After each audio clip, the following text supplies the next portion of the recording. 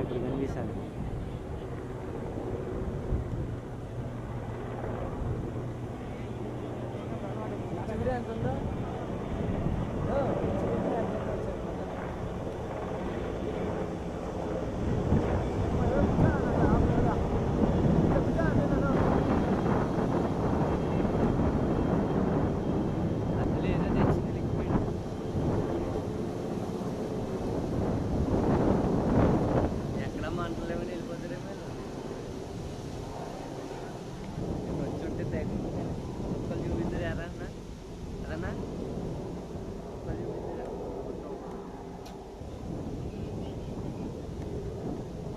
అప్పుడు మన అధికారులకి ఇన్స్ట్రక్షన్ ఇప్పించుకుంటూ ఆయనకు ఉన్నటువంటి గతంలో కూడా 3 గవర్నర్ దగ్గర పనిచేసినటువంటి అనుభవం కానీ ఆయనకు ఉన్నటువంటి సీనియారిటీ కానీ ఇమ్మీడియట్గా వారు గవర్నర్ గారితో ఏంటంటే ప్రెసిడెంట్ రూల్ ఉంది కాబట్టి గవర్నర్ గారితో కూడా అప్రోచ్గా మాట్లాడగలిగారు.